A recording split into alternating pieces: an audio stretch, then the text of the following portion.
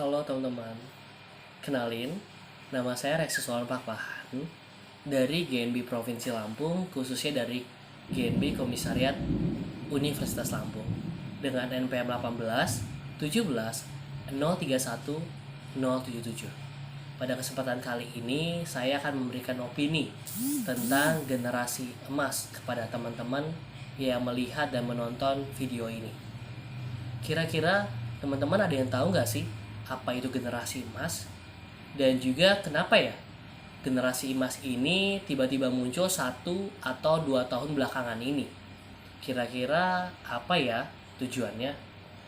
Jadi, pada tahun 2045, Indonesia akan memasuki umur yang 100 tahun.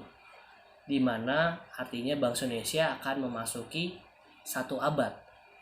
Dan hal inilah yang menjadi awal, yang menjadi dasar munculnya wacana dan gagasan tentang generasi emas tahun 2045.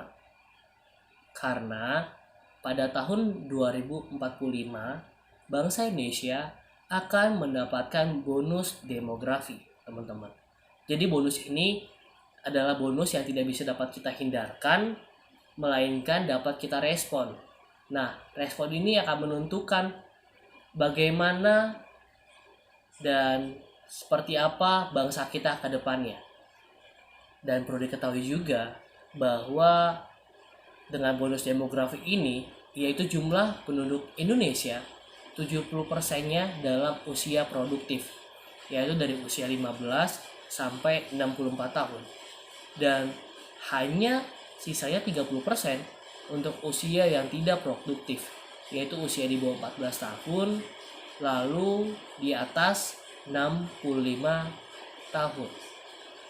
Dan ternyata ketika kita tidak bisa memanfaatkan bonus demografi ini dengan baik, akan mendapat dampak buruk loh teman-teman, terutama bagi masalah sosial, seperti munculnya pengangguran yang cukup besar di tengah-tengah masyarakat kita.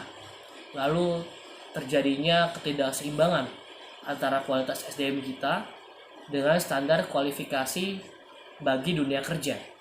Jadi tidak balance, artinya kualifikasi kita lebih rendah seperti itu. Juga bisa menimbulkan middle in trap itu. Jadi sebuah jebakan ketika kita tidak bisa meresponnya dengan baik bonus demografi ini. Namun ketika kita bisa meresponnya dengan baik, bonus demografi ini bisa memberikan manfaat ketika kita memang menjadi generasi emas seperti itu. Jadi yang pertama, menciptakan pertumbuhan dan perkembangan bagi negara. Jadi seharusnya ketika kita mendapatkan bonus demografi, pertumbuhan dan perkembangan negara kita menjadi lebih meningkat dari sebelumnya. Lalu bisa memicu pertumbuhan ekonomi negara. Bisa dibayangkan akan naiknya pertumbuhan ekonomi negara kita. Lalu bisa juga menaikkan PDB atau produk domestik bruto, teman-teman.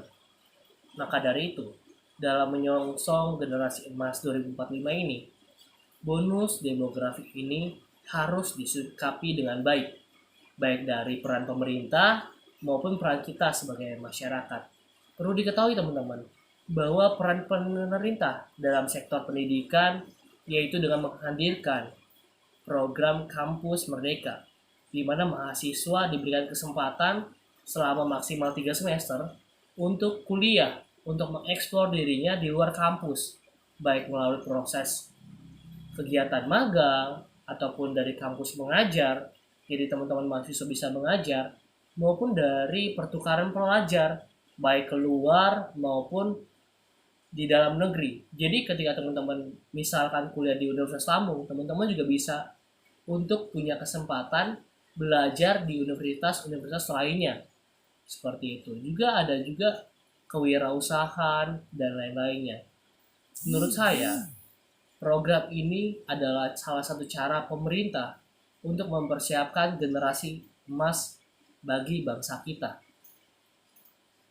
Dan juga tentunya harapannya dapat diberikan respon dengan baik oleh para kita sebagai mahasiswa maupun kepada adik-adik kita di bawahnya dan masyarakat lainnya untuk mengikuti program ini dan juga mempersiapkan diri dengan kualifikasi yang baik sehingga kita mampu berkompetisi dengan skala internasional seperti itu. Karena ketika kita tidak bisa berkompetisi, ketika kita tidak punya kemampuan ataupun hal yang bisa kita jual dari dalam diri kita, tentunya kita akan menjadi kalah saing dan itu bisa mengakibatkan pengangguran dan menambah jumlah pengangguran bagi negara. Karena ketika jumlah pengangguran bagi suatu negara meningkat, artinya akan terjadinya ketimpangan sosial, akan terjadinya masalah-masalah sosial, bisa muncul kriminalitas yang meningkat, dan hal-hal lainnya. Maka dari itu, pentingnya untuk setiap masyarakat kita memiliki kecerdasan yang komprehensif, yakni produktif serta inovatif. Karena tentu kita sama-sama tahu bahwa dunia kreatif sangat menjanjikan untuk menghasilkan uang dan menjadi sebuah pekerjaan yang tetap. Dan juga yang kedua adalah dalam interaksi sosialnya, dan juga harus memiliki karakter yang kuat, gitu. Seperti bekerja keras, mudah bersosialisasi, memiliki rasa cinta tanah air, jujur, berintegritas, itu tuh harus dimiliki bagi kita khususnya mahasiswa pada saat ini. Dan tentunya sikap-sikap itu atau karakter itu dibangun dari masa-masa pendidikan dasar, menengah, sampai atas. Lalu kita juga harus sehat dan juga menyehatkan dalam interaksi dengan alam. Ini perlu jadi catatan, teman-teman. Jadi kita juga harus menjaga alam di sekitar kita. Dan juga kita harus memiliki peradaban yang unggul. Jadi ini akan menjadi tantangan yang menarik untuk saya, untuk kamu, maupun untuk siapapun yang sedang dalam masa-masa pendidikan sekarang. Kita akan menjadi agen yang menentukan ke arah mana bangsa kita akan berpijak.